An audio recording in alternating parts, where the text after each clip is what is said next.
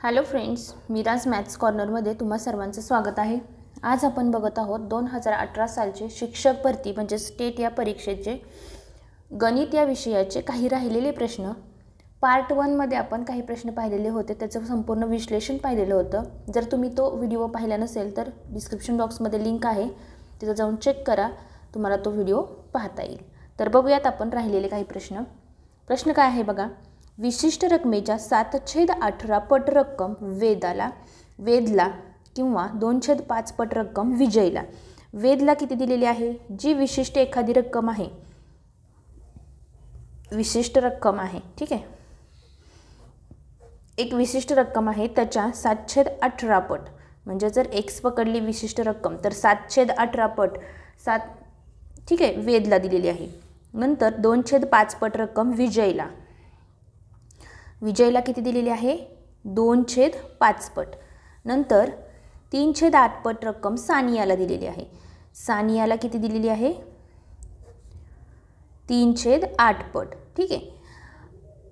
किंवा 6/11 पट रक्कम वीणाला दिलेली आहे। वीणाला किती दिलेली आहे बघा? 6/11 पट। तर सर्वाधिक रक्कम कोणाला मिळेल? म्हणजेच तुम्हाला काय करावं लागेल, ह्या सगळ्या ज्या रकमा आहेत त्यांचं कंपॅरिझन करावं लागेल। पण याचं कंपॅरिझन तुम्ही अंश आणि छेद आहे त्याच्यामुळे डायरेक्ट करू शकत नाही। जर तुम्ही याचं डेसिमल नंबरमध्ये कन्वर्जन केलं तर 7/18ला जर भाग घातला तुम्ही तर किती येतं? 0.388x येईल इथं। नंतर इथं किती येतं बघा? 5×20 0.4x येईल। नंतर सानियाचं किती येईल? 0.375x येईल आणि वीणाचं किती येतं? 0.545x येईल, ठीक आहे। म्हणजेच इथं जर कंपॅरिझन केलं तर तुम्हाला काय विचारले? सर्वाधिक रक्कम विचारले। सर्वाधिक रक्कम म्हणजेच काय? याच्यामध्ये डेसिमल नंबरमध्ये सगळ्यात मोठा इथं बघा 0.3 आहे, इथं 0.3 आहे, इथं 0.4 आहे, म्हणजे ह्या दोघी तर मोठ्या नाही आहेत। 0.4 आणि 0.5 मध्ये मोठं कोण आहे? 0.5, म्हणजे सर्वाधिक रक्कम कोणाला मिळेल? तर वीणाला सर्वाधिक रक्कम मिळणार आहे। ऑप्शन नंबर 4 हे तुमचं उत्तर असेल। पुढचा प्रश्न बघा, एक काम काही मजूर काही दिवसात पूर्ण करतात। जर मजुरांची संख्या 4/5 पट केली तर तेच काम पूर्ण करण्यास दिवसांची संख्या पूर्वीच्या संख्येच्या किती पट होईल? आता पूर्वीच्या संख्येच्या किती पट विचारले, म्हणजेच मजुरांची संख्या जर वाढली तर दिवसांची संख्या काय होईल? कमी होईल। आणि मजुरांची संख्या जर कमी झाली, 4/5 पट झाली म्हणजे कमी झाली आहे, तर दिवसांची संख्या काय होईल? वाढणार आहे। म्हणजेच जर मजूर 4/5 पट झाले तर अर्थातच दिवस किती होणार आहेत? त्याच्या उलटे होणार आहेत, 5/4 पट। म्हणजे त्याला जर भाग घातला तर 1.25 पट, आणि 1.25 हे उत्तरात नाही आहे, पण 1.25लाच आपण काय म्हणतो? 1/2 पट म्हणतो, किंवा डायरेक्ट इनवर्स प्रपोर्शन हे जर रिलेशन तुम्ही वापरलं तरीही तुमचं उत्तर येतं, ठीक आहे। म्हणजे ऑप्शन नंबर 4 हे तुमचं उत्तर असेल। या प्रश्नांमध्ये कोणाला काही डाऊट असेल तर कमेंट बॉक्समध्ये कमेंट करा, तुमचा डाऊट सॉल्व केला जाईल। पुढचा प्रश्न बघूयात, रोमन संख्यांच्या संदर्भाने विसंगत पर्याय कोणता हे विचारले। आता पहिल्यांदा तुम्हाला हे माहिती असायला पाहिजे, CD म्हणजे असतं 400, नंतर C म्हणजे फक्त C म्हणजे असतो 100, D म्हणजे असतो 500, नंतर M म्हणजे असतो 1000, V म्हणजे आहे 5 आणि इथं 2 आहे म्हणजे हे 2, ठीक आहे। आता इथं फक्त काय करायचं, तुम्हाला व्हॅल्यू ठेवायच्यात CD म्हणजे किती? 400, 400 अधिक C म्हणजे किती? 100, म्हणजे पहिल्या ऑप्शनचं उत्तर आलं 500। दुसरा ऑप्शन बघा, M वजा C, M किती आहे? 1000 वजा C किती आहे? 100, म्हणजेच हे किती झालं? 900 झालं। तिसरा C गुणिले V, C किती आहे? 100 गुणिले V किती आहे? 5, म्हणजे 100 गुणिले 5 किती होतात? 500। चौथा ऑप्शन M भागिले 2, म्हणजेच काय? 1000 भागिले 2 म्हणजेच किती आलं? 500। तुम्हाला काय विचारलं आहे? विसंगत पर्याय कोणता? विसंगत म्हणजेच काय? पहिल्याचं उत्तर आलं 500, तिसऱ्याचं 500, म्हणजेच ऑप्शन नंबर 2 हे काय आहे?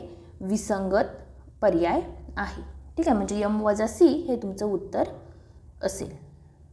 पुढचा प्रश्न बघा, मिनिट काटा 12वर असताना वेळ पाहिली तर तास काटा व मिनिट काटा यांच्यात काटकोन तयार झालेला दिसला। म्हणजे आपण जर असं घड्याळ काढलं तर इथं बघा, हे आपण 12, 6, 3 आणि 9 करतो। इथं काय दिलं आहे? मिनिट काटा कितीवर आहे? 12वर आहे, आणि तास काटा ह्या दोघांमधलं जर वेळ काढली तर ती किती भेटली आहे त्यांना, किती भेटलेली आहे 90 अंशाची म्हणजे काटकोनाची भेटलेली आहे. किंवा असंही येऊ शकतं, 2 ऑप्शन येऊ शकतं त्याच्यामध्ये. इथून जर हा असा काढला तरीही काय होईल, हा काटकोनच होणार आहे. आता पुढे बघा, याच्यानंतर आता इथं किती असतात, इथं 2-2 तास असतात, 12, 3, 6 आणि 9. ठीक आहे. याच्यानंतर जर आणखी 2.5 तासांनी त्या दोन्ही काट्यात खालीलपैकी कोणत्या मापाचा कोन असेल. आता ज्यावेळेस 90 अंशाचा कोन असतो त्यावेळेस किती वाजलेत, 3 वाजलेले आहेत. मग डायरेक्ट पुन्हा 3 वाजलेत म्हणजेच काय, 3:00 झाले. ठीक आहे.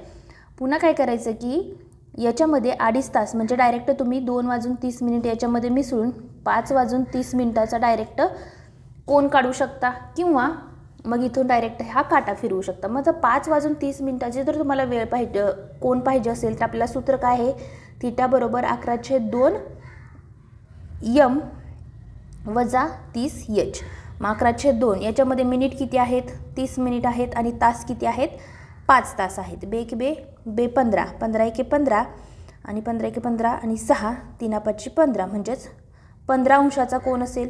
पण याच्यामध्ये आपल्याला 2 कोन मिळतात. कोणतंही उत्तर सॉल्व करताना आपण 2 उत्तरं मिळतात. एकतर 15 अंश येईल किंवा जो दिलेला कोन आहे तो जर 180 मधून वजा केला तर किती येतात, 165 येतात. म्हणजेच तुमचं 2 उत्तर येतील, एकतर 165 येईल किंवा 15 अंश येईल. पण ऑप्शनमध्ये आपल्याला किती दिलेलं आहे, 15 दिलेलं नाही आहे, फक्त 165 अंश दिलेलं आहे. त्याच्यामुळे तुमचं उत्तर किती असेल, ऑप्शन नंबर 1 हे तुमचं उत्तर असणार आहे. पुढचा प्रश्न बघा, खालील आकृतिबंधात चौकोनाच्या जागी असणारी संख्या कोणती हे तुम्हाला विचारलेलं आहे. आता चौकोनाच्या जागी संख्या विचारली म्हणजे तुम्हाला काय करावं लागेल, याचा संबंध लावा.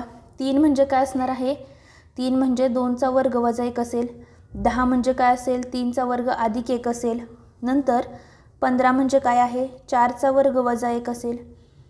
26 म्हणजे काय आहे, 5चा वर्ग अधिक 1 आहे. नंतर 35 म्हणजे काय आहे, 6चा वर्ग वजा 1. इथं चौकट आहे आणि इथं काय आहे, 63 म्हणजे 8चा वर्ग वजा 1. म्हणजे बघा इथं 2चा वर्ग वजा 1, 3चा वर्ग अधिक 1 वजा 1 अधिक 1 वजा 1 म्हणजे इथं काय असणार आहे, 7चा वर्ग अधिक 1 असणार आहे. म्हणजे 7चा वर्ग 49 आणि 49 अधिक 1 किती होतात, 50 होतात. म्हणजेच ऑप्शन नंबर 3 हे तुमचं काय असेल, उत्तर असणार आहे. पुढचा प्रश्न बघा, 176 सेंटीमीटर परिघ असणाऱ्या वर्तुळावरील कोणतेही 4 बिंदू परस्परांना जोडून तयार झालेल्या चौरसाकृतीची बाजू किती सेंटीमीटर असेल हे तुम्हाला विचारलेलं आहे. आता 176 सेंटीमीटर परिघ असं आहे. परिघ आहे म्हणजेच परिघाचं सूत्र काय आहे, परिघ बरोबर 2πr आहे. म्हणजेच 176 बरोबर 2/22/7 गुणिले r आहे. चौरसाकृती म्हणजेच हा जो वर्तुळ आहे त्याच्यामधले 4 बिंदू जोडून इथं काय झाली, चौरसाकृती तयार झालेली आहे.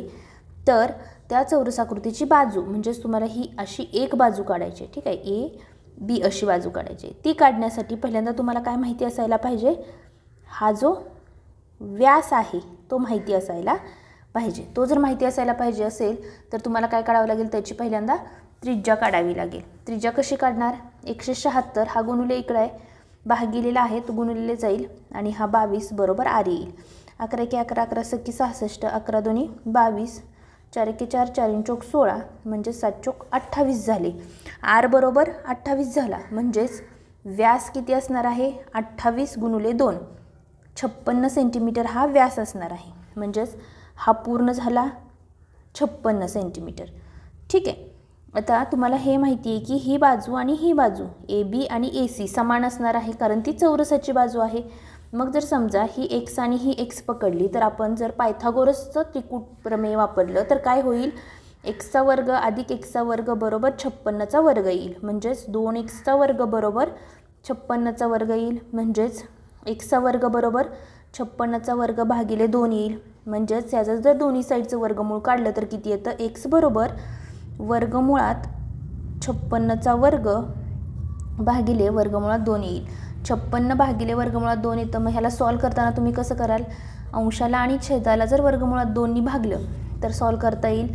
56 वर्गमुळात 2 भागिले 2 बे की बे 28 म्हणजेच 28 वर्गमुळात 2 ही काय असणार आहे एक्स भेटलं. आणि एक्स म्हणजेच काय काढलं होतं आपण इथं त्या चौरसाची बाजू काढलेली होती. काय केलं परिघावरून त्याची त्रिज्या काढली, त्रिज्येवरून व्यास काढला, व्यासावरून काय काढलं हा इथं एक काटकोन त्रिकोण भेटला आणि त्याच्यावरून तुम्हाला काय भेटलेली आहे इथं एक्सची व्हॅल्यू भेटलेली आहे. आणि एक्स म्हणजेच आपण काय काढलं होतं इथं चौरसाकृतीची बाजू आहे असं म्हटलेलं होतं. त्याच्यामुळे ऑप्शन नंबर 1 हे तुमचं उत्तर असेल. पुढचा प्रश्न बघा. प्रत्येकी 1.5 मीटर मापाचे तुकडे करण्यासाठी 13.5 मीटर लांबीच्या दोरीची दोन्ही टोके जुळवली असता. आता 13.5 मीटर लांबीची दोन्ही टोके जुळवली आहेत म्हणजेच ही जर एक घेतली तर ही पूर्ण किती आहे 13.5 मीटर एवढी आहे. तर त्याचं प्रत्येक तुकडा किती मापाचा करायचा आहे 1.5 करायचा आहे. ठीक आहे. म्हणजेच तुम्हाला एकूण तुकडे किती असणार आहेत दोरीची जी लांबी आहे ती भागिले एका तुकड्याची लांबी.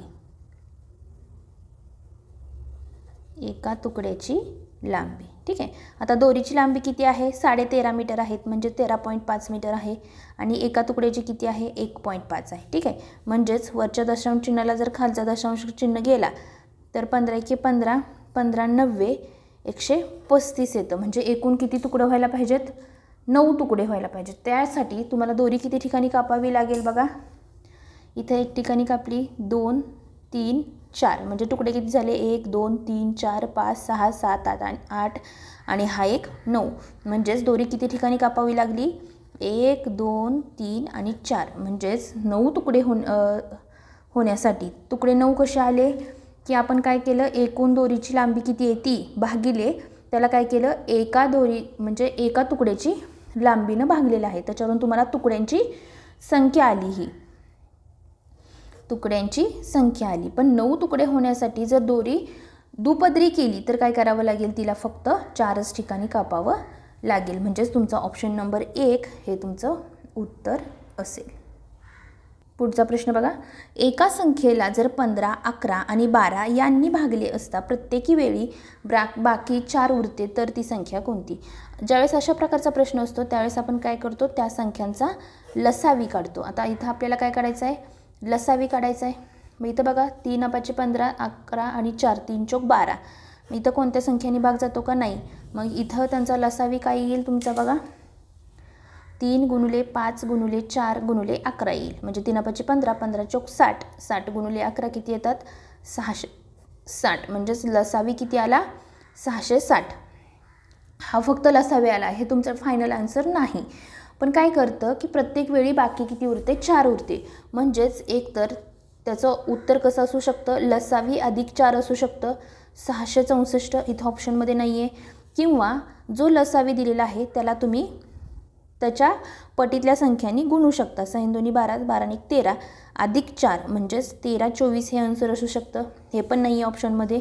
किंवा त्याला डायरेक्ट तुम्ही 3 ने गुणा 6 3 18 18 आणि 1 19 अधिक 4 19 84 उत्तर आहे का हे पण नाही आहे. पुढं काय करणार त्याची 4 पट घेऊ शकता तुम्ही गुणुले 4 0 6 24 24 आणि 2 26 अधिक 4 करा 26 44. याच्यापैकी यात कशाहीपैकी एखादं उत्तर असेल ते तुमचं उत्तर असणार आहे. मग याच्यामध्ये 26 44 हे तुमचं उत्तर आहे. त्याच्यामुळं म्हणजेच काय होईल की 2644ला जर 15 11 आणि 12 यांनी भागलं तर तुमची प्रत्येक वेळी बाकी किती उरणार आहे 4 एवढी बाकी उरणार आहे. त्याच्यामुळे ऑप्शन नंबर 2 हे तुमचं उत्तर असेल. पुढचा प्रश्न बघा. डायरेक्ट इथं एक संख्या दिलेली आहेत 2.25 अधिक 0.2 म्हणजेच यांचा जर बेरीज केली तर किती येऊ शकते बघा 2.25 अधिक 0.25 म्हणजेच 2.5 येईल. नंतर इथं काय येईल 4.25 वजा 1.75 करा. इथं डायरेक्ट करता येत नसेल तर 7 आणि 5 12. इथं पण काय येतं 2.5 येईल. नंतर वजाचं साईन आहे 6.5 वजा 3.3 म्हणजे इथं 2 आणि इथं 3.2 येईल. पुन्हा पण इथं काय आहे 1.8 अधिक 1.4 म्हणजेच इथं पण 3.2 येतं. नंतर छेदस्थानी काय येतं बघा ह्या दोघांची जर वजाबाकी केली तर इथं काढली होती आपण किती येते 2.5 वजा 3.2 आहे असं घेतलं. दुसऱ्या ब्रॅकेटमध्ये या दोघांची जर बेरीज केली तर 3.2 अधिक 2.5 येते. म्हणजे इथं काय झालं, हा काय झाला एचा वर्ग झाला म्हणजेच 2.5चा वर्ग वजा 3.2चा वर्ग भागिले. आता इथं बघा काय येतं ए अधिक बी आणि ए वजा बी, ए अधिक बी आणि ए वजा बी म्हणजेच एचा वर्ग वजा बीचा वर्ग येईल म्हणजेच 3.2चा वर्ग. तुम्ही म्हणाल हे इथून हे आपण जर इथं 2.5 लिहिलं आणि इथं 3.2 लिहिलं तरी फरक काय पडतो का, ए अधिक बी केलं किंवा बी अधिक ए केलं तरी सेमच राहतं. त्याच्यामुळं अंश आणि छेद समान आला तुमचा, ह्याला हा गेला म्हणजेच तुमचं उत्तर काय असेल 1. म्हणजेच ऑप्शन नंबर 4 हे तुमचं उत्तर असणार आहे. इथं मी असं का केलं, ए वजा बी आहे इथं आणि इथं काय आहे 2.5 अधिक 3.2 आहे म्हणजेच काय एचा वर्ग वजा बीचा वर्ग म्हणजेच ए म्हणजे काय इथं 2.5, 2.5चा वर्ग वजा 3.2चा वर्ग म्हणजेच तुमचं उत्तर काय येईल 1 हे तुमचं उत्तर येईल. पुढचा प्रश्न बघा, वर्तुळाकृती बागेभोवती असणाऱ्या आयताकृती मैदानाची रुंदी बागेमध्ये आहे. म्हणजे वर्तुळाकार एक बाग आहे आणि आयताकृती त्याच्यामध्ये काय आहे मैदान आहे. ठीक आहे, हे झालं मैदान. मैदानाची जी रुंदी आहे ही जी रुंदी आहे ती किती आहे 42 मीटर असून संपूर्ण बागेचे क्षेत्रफळ किती आहे 3850 एवढं आहे. म्हणजेच तुम्हाला पाय आरचा वर्ग दिलेला आहे, पाय आरचा वर्ग किती दिलेला आहे 3850 दिलेला आहे. जर चारही शिरोबिंदू वर्तुळाकृती बागेच्या परिघावर असतील तर मैदानाची लांबी किती म्हणजेच तुम्हाला हे अंतर काढायचं आहे. ठीक आहे, मग आता हे जर काढायचं असेल तर तुम्हाला काय करावं लागेल, पहिल्यांदा व्यास काढावा लागेल. ठीक आहे, व्यास काढायचं असेल तर ह्या सूत्रावरून तुम्हाला त्रिज्या भेटेल म्हणजेच पाय म्हणजे काय 22/7 बरोबर 3850 आरचा वर्ग बरोबर 3850 गुणुले 7 भागिले 22, 11 त्रिक 33, 11 पाची 55, 11 दोन्ही 22, बे 1 बे 7 14, बे 5 10, 7 5 35, 7 7 49, 49 आणि 3 52, 7 1 7 आणि 5 12 म्हणजे आरचा वर्ग किती झाला तुमचा 12/25. ज्यावेळेस शेवटी 25 असतो त्यावेळेस आपण वर्गमूळ कसं काढतो 25 झाले 5 आणि याचा 2 सलग कोणत्या संख्यांचा गुणाकार आहे त्यातली लहान संख्या घेतो म्हणजे आर बरोबर आली तुमची 35. जर आर 35 असेल तर डी म्हणजेच त्याचा डायमीटर किंवा व्यास किती असेल हा पूर्ण 70 असेल. मग इथं तुम्हाला काय माहिती आहे, जर रेक्टँगल असेल किंवा आयत असेल तर त्याचे सगळे कोण कसे असतात 90 अंशाचे असतात. मग जर हे कोण 90 अंशाचे असतील तर त्रिकोण ए बी सी हा काय झाला काटकोन त्रिकोण झाला. आणि काटकोन त्रिकोणामध्ये तुम्ही काय वापरू शकता पायथागोरसचं प्रमेय वापरू शकता. कर्णाचा वर्ग बरोबर एका बाजूचा वर्ग अधिक दुसऱ्या बाजूचा वर्ग, 70चा वर्ग येतो 4900 आणि 42चा वर्ग किती येईल बघा 1764 येतो, 42चा वर्ग अधिक xचा वर्ग म्हणजेच 4900 मधून 1764 जर वजा केले तर किती येतात 3166 बरोबर xचा वर्ग येतो. ठीक आहे, मग आता ह्या 3166चं वर्गमूळ काढलं तर x बरोबर किती येईल 56 येईल. म्हणजेच इथली बाजू किती आली तुमची 56 आणि तीच काय असणार आहे तुमच्या मैदानाची लांबी असणार आहे. म्हणजे ऑप्शन नंबर 1 हे तुमचं उत्तर येईल. याच्यामध्ये काय केलं आपण क्षेत्रफळावरून त्रिज्या काढली, त्रिज्यावरून व्यास काढला आणि जर व्यास वापरला तर तुम्हाला काय केलं पायथागोरसचं प्रमेय वापरलं आणि त्याच्यावरून काय केलं की त्रिकोणाची राहिलेली बाजू काढली आणि तीच बाजू म्हणजे काय आहे त्या आयताकृती मैदानाचा लांबी आहे. त्याच्यामुळे तुमचं उत्तर येईल 56 मीटर. पुढचा प्रश्न बघा, सविताचे मासिक वेतन हे किती आहे बघा 10,000 रुपये आहे. वेदिकाच्या मासिक उत्पन्नाच्या वेतनाच्या 1/4 पट आहे. म्हणजेच वेदिकाचं जे उत्पन्न असणार आहे त्याची 1/4 पट करायची आहे. म्हणजे जर इथं 8,000ची 1/4 पट केली तुम्ही तर किती येते 10,000 येते. वेदिकाच्या मासिक वेतनाची रक्कम आसियाच्या मासिक वेतनाच्या दुप्पट आहे. म्हणजेच आसियाचं मासिक वेतन किती असणार आहे? वेदिकाच्या निमपट असणार आहे, कारण वेदिकाचं हे किती आहे? ह्याच्या दुप्पट आहे. ठीक आहे. आणि ह्याचं किती आहे? 1.25 पट आहे. ठीक आहे. तर आसियाचे मासिक वेतन किती? हा तोंडी सुटणारा प्रश्न आहे. 4,000 रुपये हे काय असणार आहे? आसियाचं मासिक उत्पन्न असणार आहे. ऑप्शन नंबर 2 हे तुमचं उत्तर येईल. पुढचा प्रश्न बघा. काही मुलांना प्रत्येकी 17 वह्या वाटायचे ठरले, परंतु प्रत्यक्षात प्रत्येकी 28 वह्या वाटल्या, तेव्हा म्हणजेच ठरले कितीचं होतं? 17 वह्या वाटायच्या. वाटल्या किती? 28 वह्या वाटल्या. तेव्हा 352 वह्या काय झाल्या? कमी पडल्या. म्हणजेच मुलांची संख्या आपण काय पकडली? x पकडली. त्यावेळेस टोटल वह्या वाटप किती झालं? 17x आणि इथं किती झालं? 28x झालं. तेव्हा काय झालं? 352चा फरक आला. म्हणजेच 28x वजा 17x बरोबर 352 झाले. मग याचा जर तुम्ही वजाबाकी केली तर 11x बरोबर 352 येतात. x बरोबर किती येतील? 352 भागिले 11, 11 त्रिक 33 आणि 11 दोन्ही 22. म्हणजेच मुलांची संख्या किती असणार आहे? 32 ही मुलांची संख्या असणार आहे. फक्त काय केलं इथं आपण एक समीकरण तयार केलेलं आहे की x मुलं पकडली तर पहिल्या वेळेस वाटायचं ठरलं किती होतं? 17 वह्या. वाटल्या किती? 28. म्हणजे त्या दोघांमधला फरक जो आहे तो कितीचा आहे? 352 वह्या कमी पडलेल्या आहेत. म्हणजेच 352चा फरक आहे. त्याच्यावरून तुम्हाला काय भेटेल? एक्सची किंमत भेटणार आहे. पुढचा प्रश्न बघा. शेजारील आकृतीतील त्रिकोणांची संख्या किती?